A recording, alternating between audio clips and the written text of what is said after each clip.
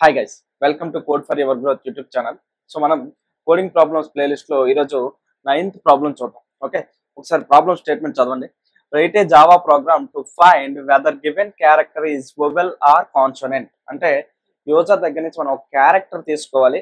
ఆ క్యారెక్టర్ అనేది మనకేంటి, వొవెలా కాన్సోనెంట్ అని వెరిఫై చేయాలి. ఓకే, ఒకసారి ఇన్పుట్ చూడండి. ఇన్పుట్ లో ఎంటర్ క్యారెక్టర్ అని అడిగినప్పుడు క్యాపిటల్ ఈ ఇచ్చాడు. క్యాపిటల్ ఈ ఇస్తే నాకు అవుట్పుట్ ఏంటి, వొవెల్ అని వచ్చింది. ఎందుకు, ఈ అనేది ఏంటి, వొవెల్. అలానే ఎంటర్ క్యారెక్టర్ అని ఇచ్చినప్పుడు స్మాల్ టీ ఇచ్చాడు. స్మాల్ టీ అనేది ఏంటి, కాన్సోనెంట్. కాబట్టి నాకు కాన్సోనెంట్ అని అవుట్పుట్ వచ్చింది. ఎంటర్ క్యారెక్టర్ అని ఇచ్చినప్పుడు 9 అని ఇచ్చాడు. 9 అనేది not a vowel, not a consonant, అసలు అది ఆల్ఫాబెటే కాదు. కాబట్టి నాట్ అన్ ఆల్ఫాబెట్ అని రావాలి. సో అంటే ఇక్కడ మనకి ప్రాబ్లం చూడండి, మనం ఏం చేయాలి, యూజర్ ఇచ్చిన క్యారెక్టర్ అనేది ఫస్ట్ ఆల్ఫాబెట్టా కాదా అని వెరిఫై చేయాలి. అంటే అది ఏ నుంచి జెడ్ వరకు మిడిల్లో ఉందా లేదా అని వెరిఫై చేయాలి. ఒకవేళ అది ఆల్ఫాబెట్ అయితే అప్పుడు మనం ఏం చేయాలి, వొవెలా కాన్సోనెంటా అని వెరిఫై చేయాలి. వొవెల్ అయితే వొవెల్ అని ప్రింట్ చేయాలి, కాన్సోనెంట్ అయితే కాన్సోనెంట్ అని ప్రింట్ చేయాలి. ఓకే, సో ఫస్ట్ మనము అది అసలు ఆల్ఫాబెట్టా కాదా అని ఎలా వెరిఫై చేయాలి. మనకి 2 సెట్ ఆఫ్ ఆల్ఫాబెట్స్ ఉన్నాయి. ఒకటి క్యాపిటల్ ఏ నుంచి క్యాపిటల్ జెడ్ వరకు, స్మాల్ ఏ నుంచి స్మాల్ జెడ్ వరకు. ఓకే, క్యాపిటల్ ఏ నుంచి క్యాపిటల్ జెడ్ వరకు, స్మాల్ ఏ నుంచి స్మాల్ జెడ్ వరకు. ఈ రెండింటి మధ్యలో కాకుండా వేరే ఏ క్యారెక్టర్ ఇచ్చినా సరే అది ఆల్ఫాబెట్ కాదు అని చెప్పొచ్చు. అంతేనా? సో అంటే ఆల్ఫాబెట్టా కాదా అంటే మనం ఎలా చెప్పొచ్చు, ఈ రెండింటి కాకుండా వేరే వేరే ఏ క్యారెక్టర్ ఇచ్చినా సరే దాన్ని మనము ఆల్ఫాబెట్ కాదు అని చెప్పొచ్చు. అంతేనా? సో అంటే ఇక్కడ మనం కండిషన్ అనేది వెరిఫై చేయాలి. ఏంటి, వాడు ఇచ్చిన క్యారెక్టర్ అనేది ఈ రెండింటి మధ్యలో ఉందా లేదా అని వెరిఫై చేయాలి. వెరిఫై చేసి అది ట్రూ అయితే మనము అప్పుడు మళ్ళీ అది వొవెలా కాన్సోనెంట్ వెరిఫై చేయాలి. ఒకవేళ అది ఫాల్స్ అయితే మనం డైరెక్ట్ గా నాట్ అండ్ ఆల్ఫాబెట్ అని ప్రింట్ చేయాలి. ఓకేనా? సో అంటే అక్కడ మనం కండిషన్ బేస్ చేసుకుని మనం ఫ్లో అనేది డెరైవ్ చేయాలి. అప్పుడు మనం యూజ్ చేయాల్సిన కాన్సెప్ట్ ఏంటి, ఇఫ్ కాన్సెప్ట్. అంతేనా? ఇప్పుడు మనం యూజ్ చేయాల్సింది ఏంటి, ఇఫ్ కాన్సెప్ట్. సో మనం ఇప్పుడు ఏం రాయాలి, let's a char C H equal to user ఇచ్చిన వాల్యూ నేను క్యార్ సిహెచ్ అనే దాంట్లో స్టోర్ చేసుకున్నాను. మనం ప్రోగ్రామ్ రాసినప్పుడు స్కానర్ క్లాస్ యూజ్ చేసి రాద్దాము. ఇక్కడ మనం క్యార్ సిహెచ్ అని రాసుకున్నాం. ఓకే, సో ఆ సిహెచ్ అనే వేరియబుల్ ఏదైతే ఉందో దాన్ని మనం ఏం చేయాలంటే వెరిఫై చేయాలి. అది క్యాపిటల్ ఏ నుంచి క్యాపిటల్ జెడ్ మధ్యలో ఉందా లేదా, లేకపోతే ఎయిదర్ స్మాల్ ఏ నుంచి స్మాల్ జెడ్ మధ్యలో అయినా ఉందా లేదా అని వెరిఫై చేయాలి.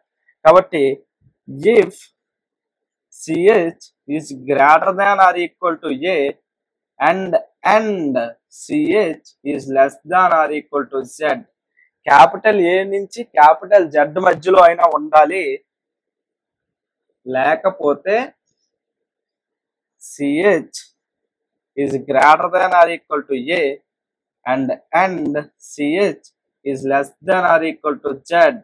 అంతేనా? సో ఇక్కడ ఏంటి, క్యాపిటల్ ఏకి క్యాపిటల్ జెడ్ కి మధ్యలో అయినా ఉండాలి, లేకపోతే స్మాల్ ఏకి స్మాల్ జెడ్ కి మధ్యలో అయినా ఉండాలి.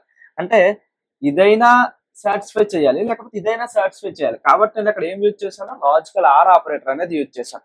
అంటే ఈ రెండు కండిషన్ లో ఏ కండిషన్ సాటిస్ఫై చేసినా సరే మనకి అది ఆల్ఫాబెట్ అని చెప్పొచ్చు.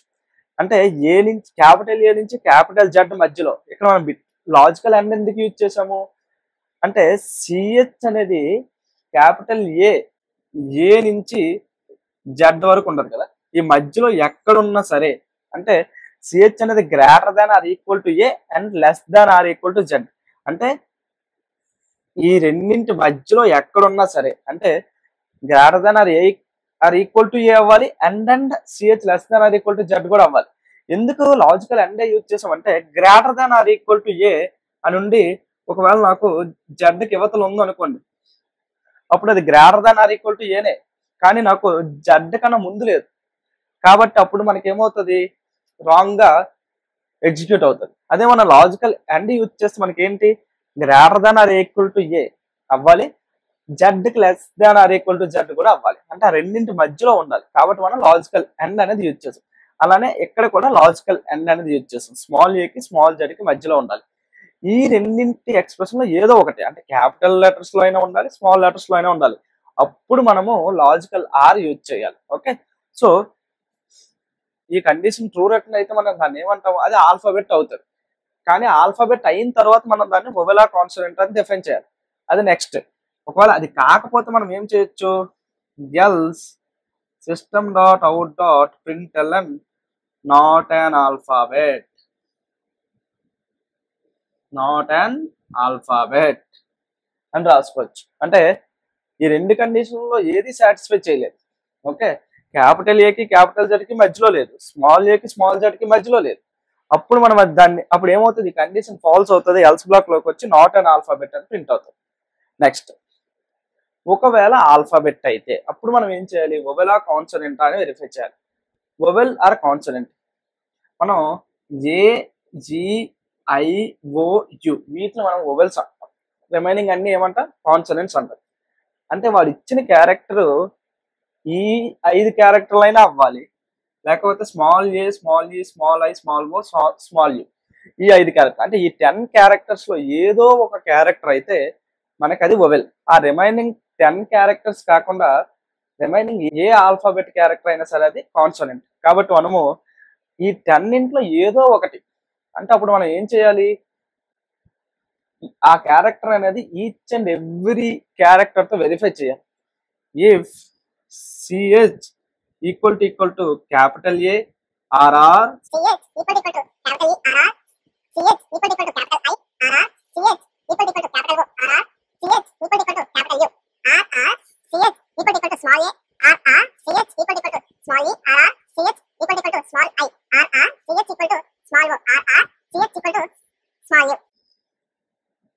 ఇలా అయితే మనం అప్పుడు ఏం చేస్తామో system dot out dot println ఏమని ప్రింట్ చేయాలి, వొవెల్ అని ప్రింట్ చేయాలి.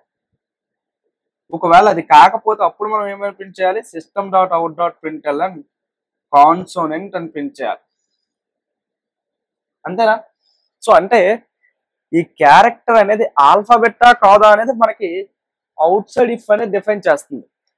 ఓకే, ఒకవేళ అది ఆల్ఫాబెట్ అయితే మనం మళ్ళీ అందులో వొవెలా కాదా అని వెరిఫై చేయాలి. అంటే ఆ సిహెచ్ ని మనము ఈచ్ అండ్ ఎవ్రీ వొవెల్స్ తో వెరిఫై చేయాలి. సిహెచ్ అనేది ఎయిదర్ క్యాపిటల్ ఏ అయినా, క్యాపిటల్ ఈ అయినా, క్యాపిటల్ ఐ అయినా, క్యాపిటల్ ఓ అయినా, క్యాపిటల్ యు అయినా, స్మాల్ ఏ అయినా, స్మాల్ ఈ అయినా, స్మాల్ ఐ అయినా, స్మాల్ ఓ అయినా, స్మాల్ యు అయినా, ఈ 10 క్యారెక్టర్స్ లో ఏ క్యారెక్టర్ అయినా సరే అప్పుడు మనం దాన్ని వొవెల్ అంటాం. కాబట్టి system dot out dot println vowel అని రాశాం. ఈ 10 క్యారెక్టర్స్ కూడా కాకుండా వేరే ఏదైనా ఆల్ఫాబెట్ క్యారెక్టర్ ఇస్తే అప్పుడు మనం దాన్ని కాన్సోనెంట్ అంటాం. కాబట్టి ఎల్స్ కాన్సోనెంట్ అని రాశాను. ఓకే, ఇక్కడ మనం లాజికల్ ఆర్ ఎందుకు యూజ్ చేసాము, ఈ 10 ఎక్స్ప్రెషన్స్ లో ఏదో ఒక ఎక్స్ప్రెషన్ అయినా ట్రూ అయితే అప్పుడు మనం దాన్ని వొవెల్ అని చెప్తాం. కాబట్టి నేను ఆ ప్రతి ఎక్స్ప్రెషన్ పక్కన కూడా లాజికల్ ఆర్ అనేది యూజ్ చేశాను. మీకు ఈ లాజికల్ ఆర్ ఎందుకు యూజ్ చేసాము, లాజికల్ అండ్ ఎందుకు యూజ్ చేసాము అనేది మీకు క్లియర్ గా అర్థం కాకపోతే మన జావా ప్లేలిస్ట్ లో ఆపరేటర్స్ క్లాస్ లో 10 క్లాసెస్ చెప్పుకున్నాం ఆపరేటర్స్ గురించి. అక్కడ మనం ఈచ్ అండ్ ఎవ్రీ ఆపరేటర్ గురించి ఎప్పుడు ఎక్కడ ఎందుకు ఎలా వాడాలి అనేది చాలా డీటెయిల్ గా చెప్పుకున్నాం. ఒకసారి ఆ ప్లేలిస్ట్ చూసి మన కోడింగ్ ప్రాబ్లమ్స్ ప్లేలిస్ట్ అనేది కంటిన్యూ చేయండి, అప్పుడు మీకు డీటెయిల్ గా అర్థమవుతుంది. ఓకేనా? సో ఇప్పుడు మీరు ఈ ప్రాబ్లం అనేది మనం ఫస్ట్ ఇన్పుట్స్ చూద్దాం. క్యాపిటల్ ఈ ఇచ్చాడు.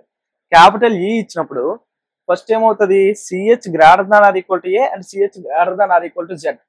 అంటే capital E is greater than or equal to A and capital E smaller than or equal to Z. ఈ ఎక్స్ప్రెషన్ అనేది ట్రూ అవుతుందా ఫాల్స్ అవుతుందా అనేది ఫస్ట్ వెరిఫై చేస్తుంది. అంతేనా? ఇక్కడ మనకి ఏం చేస్తుంది అంటే ఇది ఇంటర్నల్ గా యాస్కీ వాల్యూస్ అనేది యూజ్ చేసుకుంటారు. స్మాల్ క్యాపిటల్ ఏకి ఎంత 65, క్యాపిటల్ బి ఎంత 66, క్యాపిటల్ సి ఎంత 67, క్యాపిటల్ 68, క్యాపిటల్ ఈ ఎంత 69. So 69 is greater than or equal to 65 and 69 is greater than or equal to I think Z, capital Z value 122 అనుకుంటా. ఒకసారి చూడండి. So 69 is greater than or equal to 65 అంటే true, and 69 is ఇక్కడ మనకి less than or equal to 122 అంటే true. True and true అంటే మనకి ఏం రిటర్న్ చేస్తుంది, ట్రూ రిటర్న్ చేస్తుంది. సో ఈ ఎక్స్ప్రెషన్ అనేది ట్రూ రిటర్న్ చేసింది కాబట్టి ఇక్కడ లాజికల్ ఆర్ ఉంది. లాజికల్ ఆర్ కి లెఫ్ట్ సైడ్ ఉన్న ఎక్స్ప్రెషన్ ట్రూ రిటర్న్ చేస్తే రైట్ సైడ్ ఉన్న ఎక్స్ప్రెషన్ అనేది అది మనకి ఎవాల్యుయేట్ చేయదు. సో టోటల్ ఎక్స్ప్రెషన్ అనేది మనకి ట్రూ రిటర్న్ చేస్తుంది. ట్రూ రిటర్న్ చేస్తే మనకి ఎగ్జిక్యూషన్ అనేది లోపలికి వెళ్ళిపోతుంది. సో ఇప్పుడు మనకి ఏమవుతుంది, CH equal to A or, CH equal to E or, ఈ 10 క్యారెక్టర్స్ వెరిఫై చేస్తాం. మనకి ఇచ్చింది ఏంటి, క్యాపిటల్ ఈ ఈక్వల్ టు ఈ కండిషన్ ఏం చేస్తుంది, ట్రూ రిటర్న్ చేస్తుంది. కాబట్టి మనకి system dot out dot print అని వొవెల్ అని ప్రింట్ అవుతుంది. ఓకే, సో ఈ విధంగా మనకి క్యాపిటల్ ఈ ఇచ్చినప్పుడు అవుట్పుట్ వొవెల్ వస్తుంది. అదే స్మాల్ టీ ఇచ్చాడు అనుకోండి, స్మాల్ టీ ఇస్తే మనకి ఈ ఎక్స్ప్రెషన్ అనేది ఫాల్స్ రిటర్న్ చేస్తుంది, కానీ ఈ ఎక్స్ప్రెషన్ ట్రూ రిటర్న్ చేస్తుంది. ఫాల్స్ ఆర్ఆర్ ట్రూ అంటే మనకి ఏమవుతుంది, ట్రూ అవుతుంది. కాబట్టి లోపలికి వచ్చి స్మాల్ టీ కాబట్టి ఏ ఎక్స్ప్రెషన్ కూడా మనకి ట్రూ రిటర్న్ చేయదు. కాబట్టి ఇఫ్ పక్కన ఉన్న ఎక్స్ప్రెషన్ ఏమవుతుంది, ఫాల్స్ అవుతుంది. అప్పుడు మనకి ఈ ఎల్స్ బ్లాక్ ఎగ్జిక్యూట్ అయ్యి కాన్సోనెంట్ అని ప్రింట్ అవుతుంది. ఓకే, నెక్స్ట్ 9 ఇచ్చాడు. 9 ఇచ్చినప్పుడు ఈ ఎక్స్ప్రెషన్ ఫాల్స్ రిటర్న్ చేస్తుంది, ఈ ఎక్స్ప్రెషన్ కూడా ఫాల్స్ రిటర్న్ చేస్తుంది.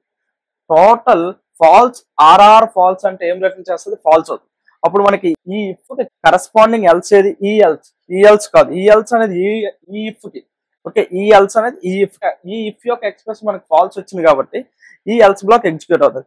System dot out dot print not an alphabet అని ఉంది కాబట్టి మనకి అవుట్పుట్ అనేది నాట్ అన్ ఆల్ఫాబెట్ వస్తుంది. ఓకేనా, సో మనం ఒకసారి ఈ ప్రోగ్రామ్ ని టైప్ చేసి రన్ చేద్దాం.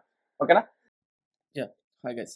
సో మనం వొవెలర్ కాన్సోనెంట్ ప్రోగ్రామ్ బోర్డ్ మీద చెప్పుకున్నాం కదా. ఇప్పుడు ఏం చేద్దామంటే ఇక్కడ మనం విజువల్ స్టూడియోలో రాద్దాం. సో నేను ఇప్పుడు వొవెలర్ కాన్సోనెంట్ ఉన్న క్లాస్ క్రియేట్ చేసుకుంటాడు, అందులో మెయిన్ మెథడ్ అనేది డిఫైన్ చేశాను. సో ఇది మనకి బేసిక్ జావా ప్రోగ్రామ్ యొక్క స్ట్రక్చర్.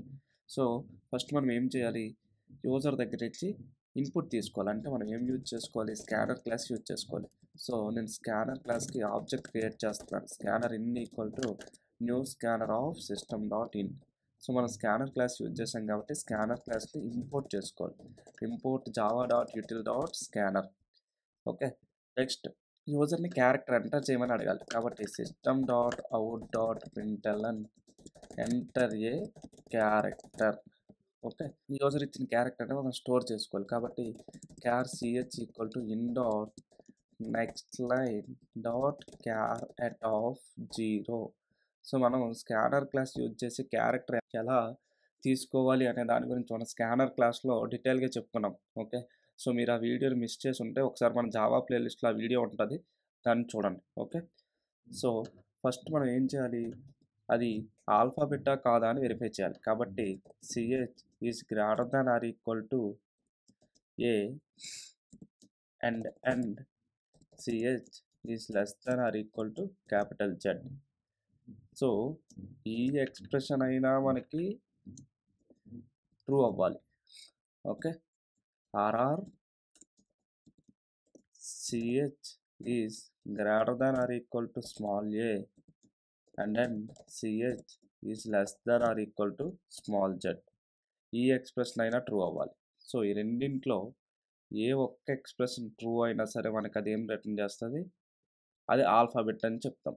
కాబట్టి ఆ తర్వాత మనం ఏం వెరిఫై చేయాలి, అది వొవెలా కాన్సోనెంట్ అని వెరిఫై చేయాలి. కాబట్టి if CH equal to capital A or or C H equal to capital E or or C H equal to capital I or or C H equal to capital O or or C H equal to capital U or or C H equal to small A or or C H equal to small E or or C H equal to small I or or C H equal to small O or or C H equal to small U. So ఈ 10 కండిషన్స్లో ఏ condition satisfy అయినా అదేంటి మనకి alphabet, అదేంటి మనకి vowel. So system dot out dot println vowel అని print చేశాను. Okay, ఈ కండిషన్స్ ఏది సాటిస్ఫై చేయకపోతే అప్పుడు మనకి అదేంటి, ఎల్స్ కాన్సోనెంట్. అంతేనా, system dot out dot println consonant.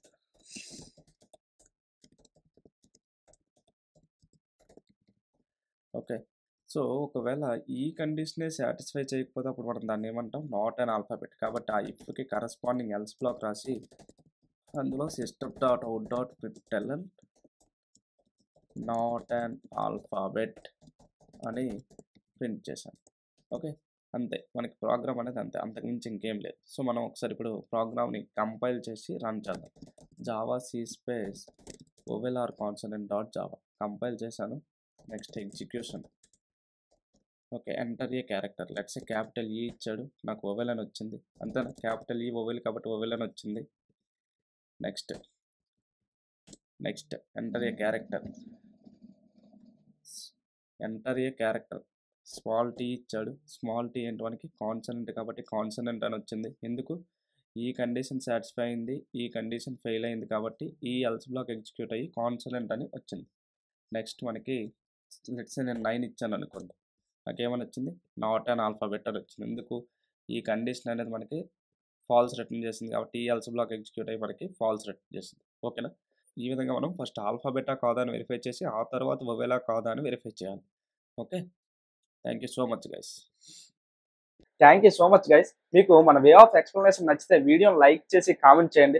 అలానే మన ఛానల్ని సబ్స్క్రైబ్ చేయండి. ఓకే, సబ్స్క్రైబ్ చేసి బెల్ ఐకాన్ అనేది ప్రెస్ చేయండి. అప్పుడు మీకు నోటిఫికేషన్స్ అనేవి వస్తాయి. మనం ఎవ్రీడే 8 o'clockకి జావా ప్లేలిస్ట్లో ఒక వీడియో, 9 o'clockకి కోడింగ్ ప్రాబ్లమ్స్ ప్లేలిస్ట్లో ఒక వీడియో రిలీజ్ చేస్తున్నాము. సో దట్ మీరు ఏ వీడియో కూడా మిస్ అవ్వకుండా ఉంటారు.